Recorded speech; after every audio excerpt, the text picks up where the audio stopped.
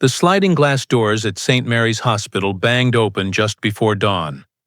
A young man staggered inside, his face pale as parchment, sweat dripping from his temples.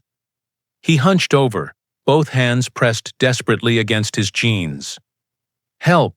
Me!" he rasped, his voice breaking. His steps faltered, and within seconds, orderlies rushed forward, catching him before he hit the floor. Nurse Alvarez pushed a gurney forward. "Get him on!" she barked, eyes wide at the crimson stains darkening the front of his pants. Daniel Harris, 28, could barely breathe. His body convulsed as the stretcher rattled down the corridor. "Something's wrong!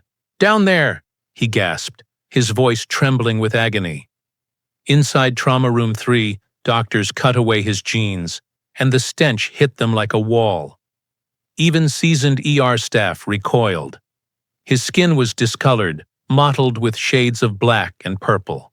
Tissue was already breaking down, the infection spreading at an unnatural speed. Dr. Patel snapped on gloves, trying to mask his alarm. "BP dropping fast. Push fluids.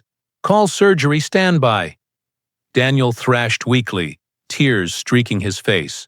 "It's dying. I can feel it." Another nurse gagged, pressing a hand to her mouth. "God, it smells like rot." The monitors shrieked with every erratic beat of Daniel's heart. For Dr. Patel, one question burned louder than the alarms. This wasn't a natural infection. The decay was too sudden, too vicious. Something had been introduced into his system. He leaned toward Nurse Alvarez, his voice a grim whisper. "This isn't medical. This is criminal." Suspicion of deliberate poisoning planted. The night before, the chaos in the emergency ward had begun like something out of a sultry novel. Brooksville was heavy with humidity, the air thick and restless. Daniel Harris, 28, was restless too, reckless enough to chase danger without realizing it.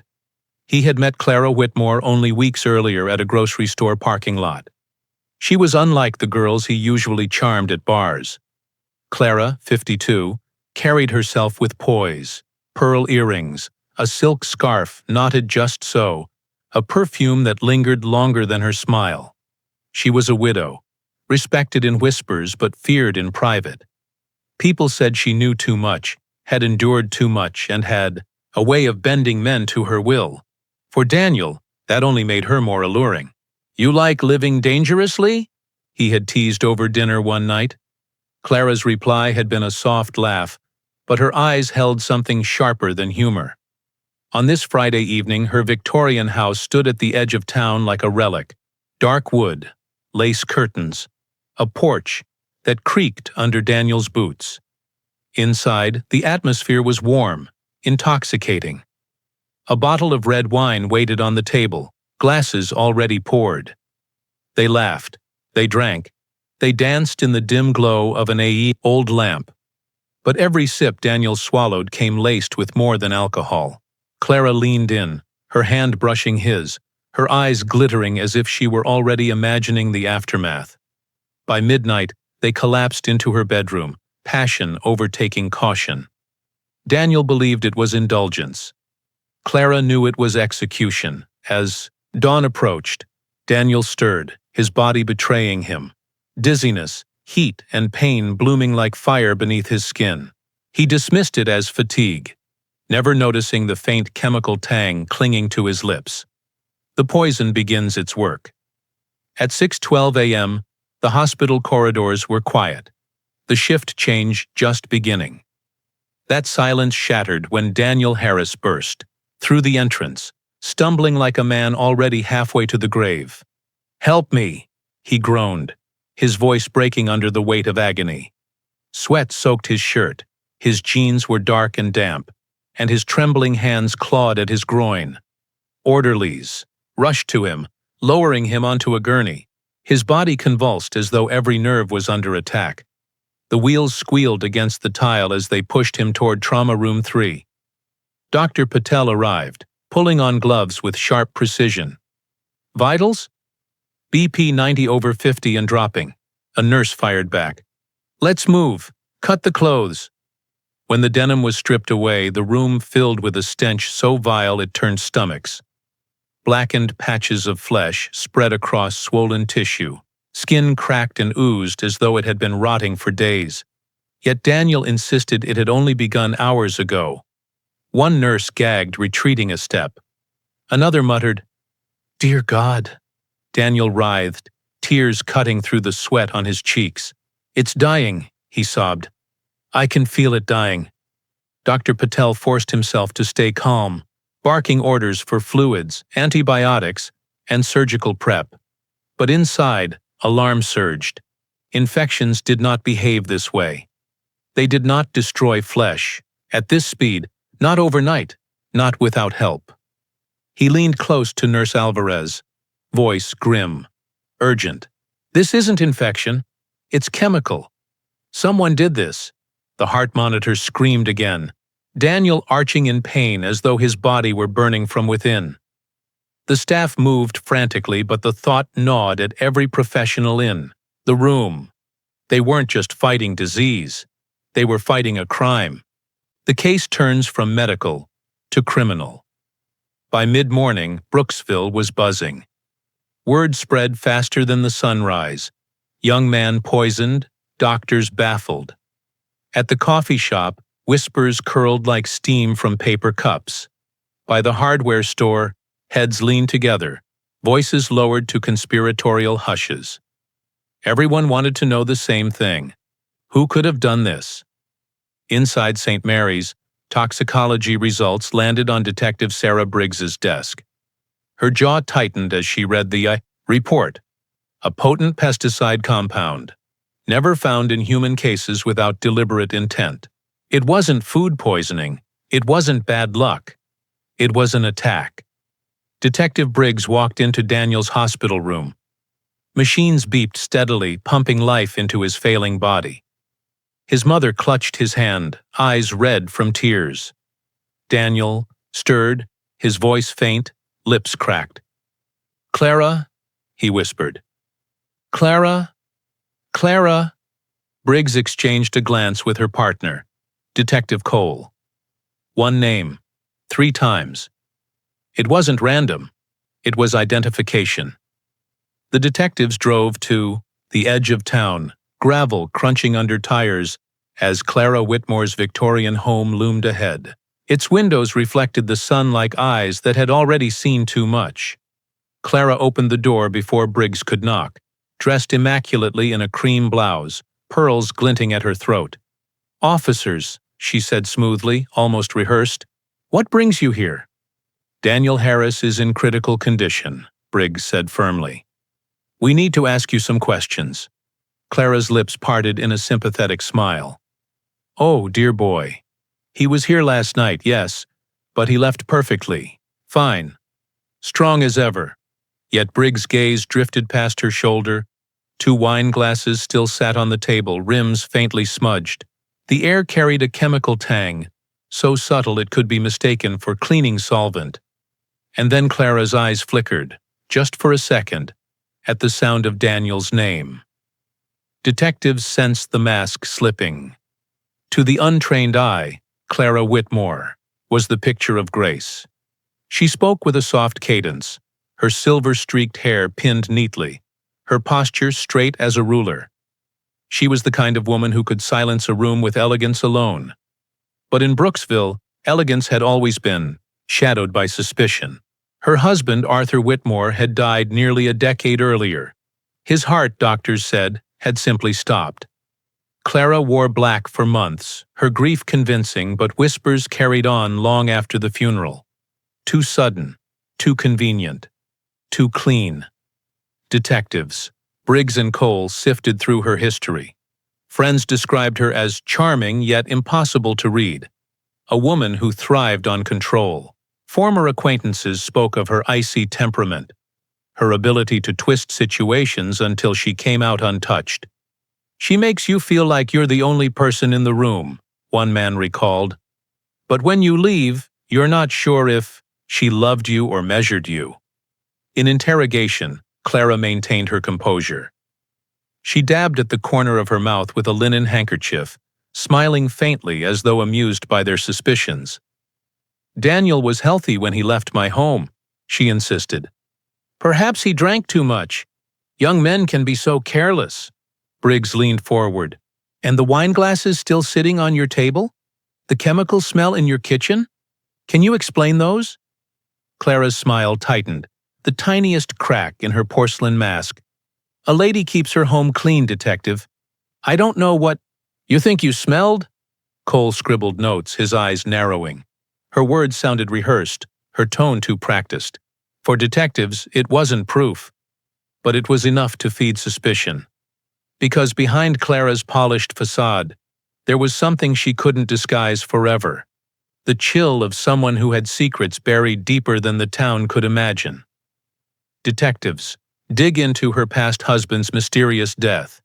3 days after Daniel collapsed in the ER, his condition was still critical.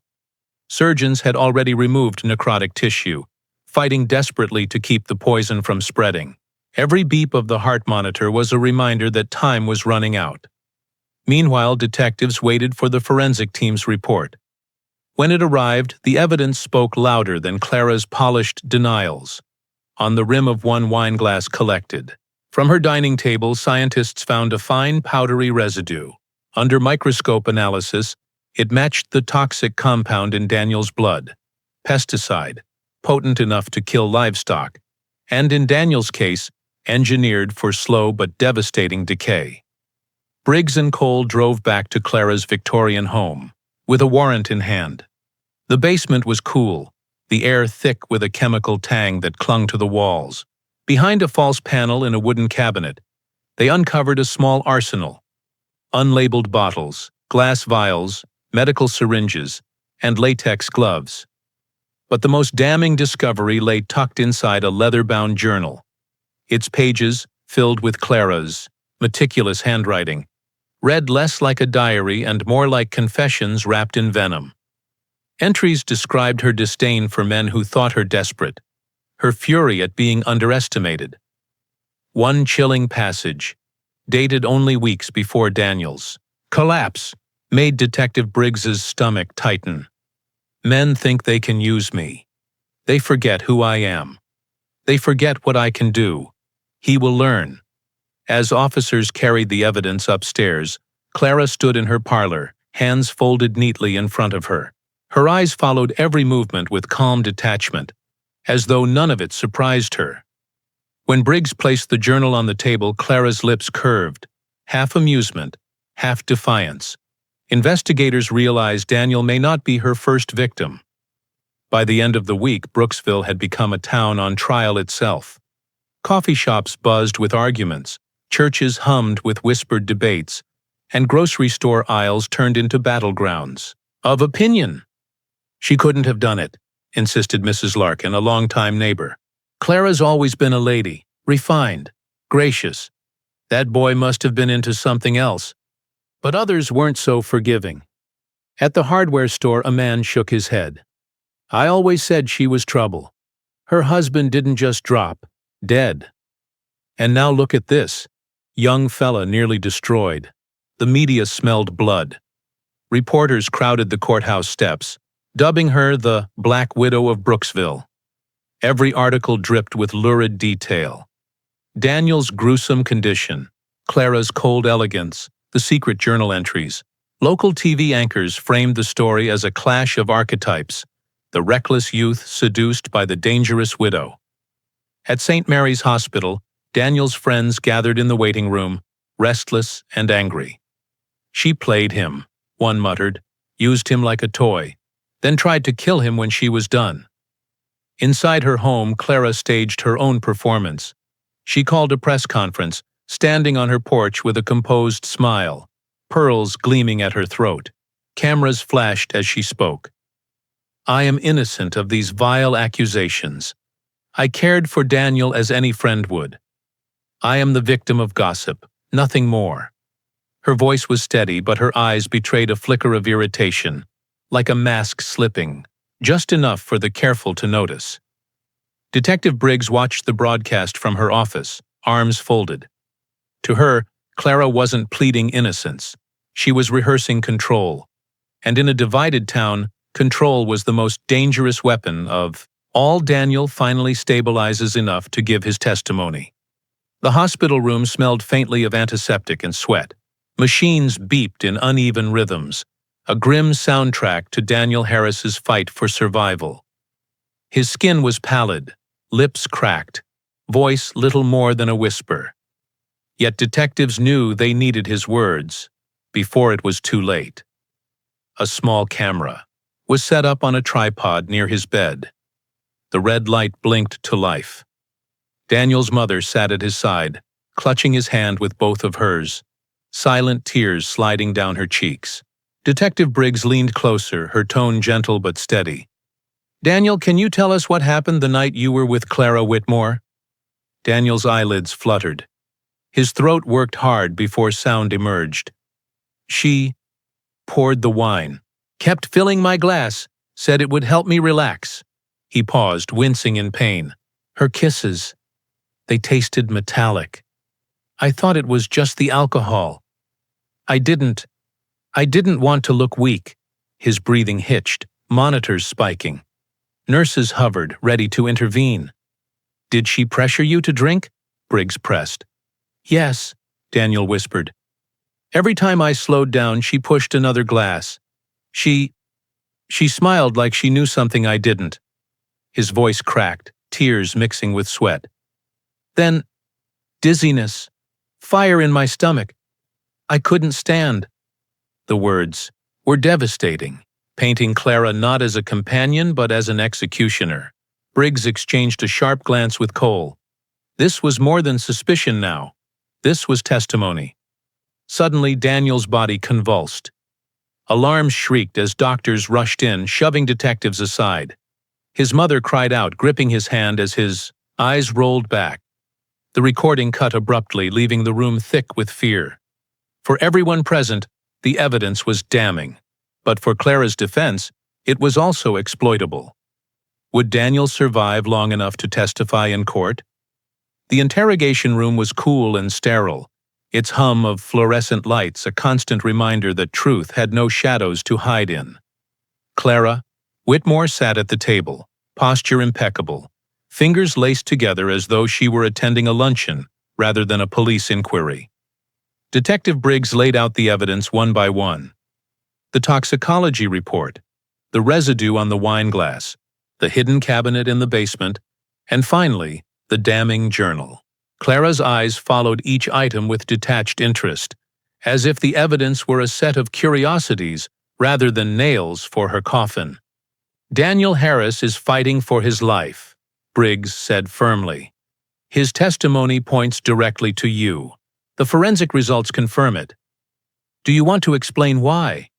Clara's lips curved in a faint smile. "Detective, young men are reckless. They drink too much, they lie, and they look for excuses when their own bodies fail them. I cannot be responsible for Daniel's indulgence." Detective Cole leaned forward, voice sharp. "And your husband? Convenient heart failure at 58? Was that indulgence too?" For the first time, Clara's mask flickered. A muscle twitched near her temple. She inhaled slowly, her smile thinning. "They always come to me," she muttered, voice low, eyes unfocused. "They think I'm weak, desperate, disposable. But I am not their toy. I am not disposable." The shift was chilling, her poise cracking into raw, simmering rage. For a brief moment, her eyes burned, not with elegance, but with venom. Detective Briggs exchanged a glance with Cole. They didn't need a confession. They had just witnessed the monster beneath the pearls. Clara snapped back to composure, smoothing her blouse. "This interview is over. I want my lawyer." Prosecutors prepared to take her to trial. The courthouse of Brooksville had never seen such spectacle. Reporters crowded the marble steps, cameras flashing as though it were Hollywood's red carpet, instead of a trial for attempted murder. Locals lined up for seats, whispering bets on whether Clara Whitmore would leave as a free woman or in shackles. Inside, Clara entered with her head high, pearls at her throat, hair styled as if for a gala. She scanned the room like a queen surveying her court. Some jurors looked away, unsettled. Others stared back, defiant. The prosecutor began with fire. Clara Whitmore lured Daniel Harris into her home, poisoned his wine, and watched as his body decayed from within. This was not an accident. This was calculated cruelty. He held up the journal, flipping to the infamous entry. The words echoed through the courtroom. Men think they can use me. They forget who I am. He will learn. The defense countered, with silk instead of steel. Clara was a lonely widow, they argued, preyed upon by a reckless young man chasing thrills. She is guilty only of misplaced trust, the defense attorney declared. The state wants to villainize a grieving woman. Then came the evidence, the toxicology reports, the wine glass with residue, photos of the chemicals found in her basement. Finally, Daniel's recorded testimony played on a screen. His weak voice describing metallic kisses, his collapse captured in real time. The jury sat frozen, the weight of his suffering filling the room. Clara never flinched. She sat still, eyes trained forward as though she alone was untouched by the horror on display. The trial stretched on for days, but when the jury returned, silence fell heavy. The foreman stood. "We find the defendant." The verdict is about to be revealed. The jury foreman's words landed like a hammer. Guilty of attempted murder. Gasps rippled through the courtroom. Daniel's mother wept openly in the gallery, clutching her son's hand as he sat pale and weakened in a wheelchair. Reporters scribbled furiously, the phrase "Black Widow of Brooksville" already forming tomorrow's headline. Clara Whitmore did not blink. She stood as the judge delivered her sentence. 25 years in state prison. No tears, no outrage, only that same faint smile that had unnerved detectives since the day they first knocked on her door. Daniel's relief was tempered by the scars he carried. Surgeons had saved his life, but the damage was permanent. His body bore the proof of Clara's cruelty, and his mind carried the trauma of betrayal. In the quiet of hospital nights, he still felt the metallic taste of poisoned kisses, still heard the echo of her laughter, before everything turned dark. For the town, the trial became a wound that would not close. Some swore Clara had been framed by gossip and prejudice, insisting she was misunderstood. Others whispered she had hidden her true nature for years, fooling everyone until the truth rotted its way to the surface. Detective Briggs, watching Clara, led away in cuffs, felt no triumph, only unease. Something about Clara's composure gnawed at her, a sense that prison bars might contain her body, but not her influence. Outside the courthouse, storm clouds rolled in, gray and heavy.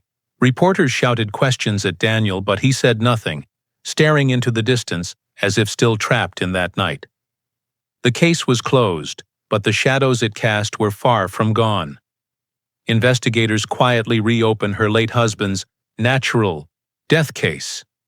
The verdict may have sealed Clara Whitmore's fate on paper, but for investigators the story was far from over. In the weeks following the trial, Detective Briggs received a call from the coroner's office. Arthur Whitmore's file, the husband whose heart had simply stopped a decade earlier, was being reopened. The old autopsy, once dismissed as inconclusive, was now examined under sharper eyes. Subtle traces of chemical irregularities in tissue samples, once overlooked, raised new suspicions. Had Arthur been Clara's first victim? As news trickled out, more voices surfaced.